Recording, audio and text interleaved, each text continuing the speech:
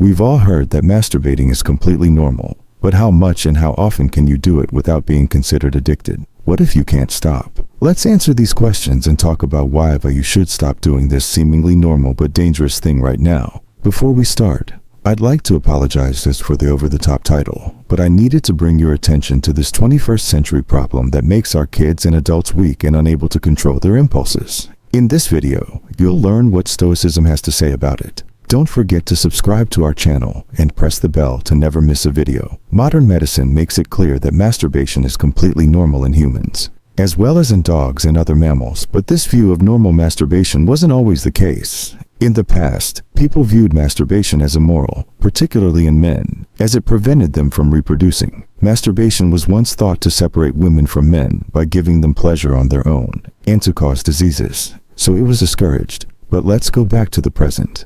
What do we know about masturbation? It's known to help men with insomnia fall asleep. The French Institute of Health and Medical Research found that the man's brain turns off sexual desire after orgasm. This happens because the cerebral cortex, which is in charge of conscious thought, stops working when a man reaches climax. This, along with turning off the desire to continue having sexual relationships, makes sleep easier, which is why many men fall asleep after being sexual. But what's wrong? If you frequently watch this channel, you'll understand the trap I'm referring to. Masturbation releases dopamine in your brain, which is a hormone that makes us feel positive by reducing stress and giving us a sense of reward. This experience is so pleasurable that it can lead to addiction in certain individuals. The test results and statistics.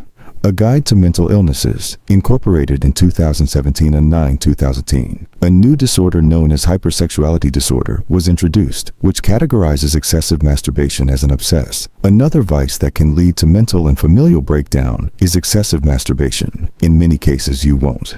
Often a dopamine-saturated brain seeks pleasure through relationships with prostitutes, multiple sexual encounters, and excessive consumption of pornography. To masturbation comes from chemicals released in the brain.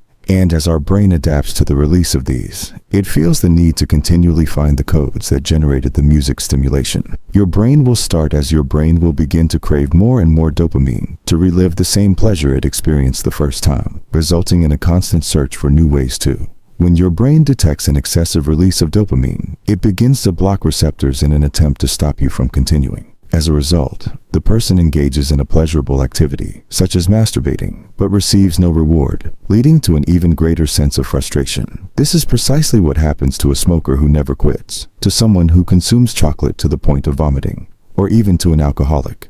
You might be wondering what Stoicism has to do with this situation. Seneca, Marcus Aurelius, and Marcus Aurelius, who were both wise and possessed a lot of self-control, looked at passion and lust from a different angle. From Epictetus' words to Seneca's private thoughts, they delved into the depths of human passions, leaving a legacy that continues to fascinate us as Stoics. For them, masturbation wasn't just a way to get sexual pleasure. It was also a chance to test the bounds of the mind and body. They saw it as a way to become more self-aware and find true freedom. Getting control over worldly desires and pleasures was a victory that made the human spirit higher. Epictetus said that self-control, not nights of pleasure, is what makes a noble man. In this case, being able to enjoy pleasure while also understanding and controlling it makes a difference in someone who has reached a higher level of self-awareness. Instead of being slaves to our dear, as Cicero reminds us in his philosophical view, we must be their masters. When Stoics think about masturbation, they don't just think about repression. They also think about deep knowledge and self-mastery. From a Stoic point of view, every action has consequences for both ourselves and the natural order of the universe. When we give in to our strongest desires, like when we masturbate without control, we lose that harmonious connection with nature that Stoics value so highly. We become slaves to our wants,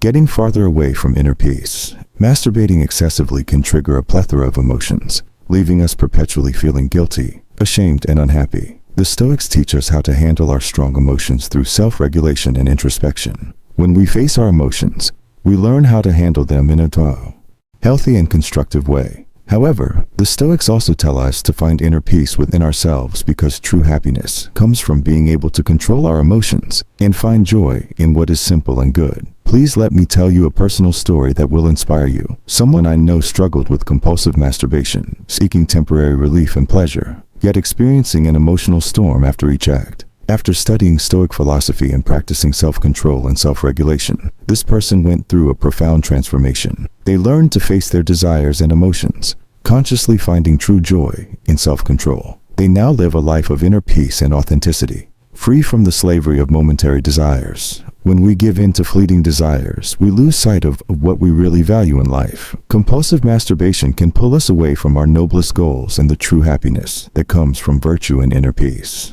By meditating and being mindful, we can develop the mental peace we need to resist temptations and deal with our emotions in a healthy way. This compulsion gets in the way of mental peace, dragging us into regrets and away from the peaceful peace that comes from self-control and moderation.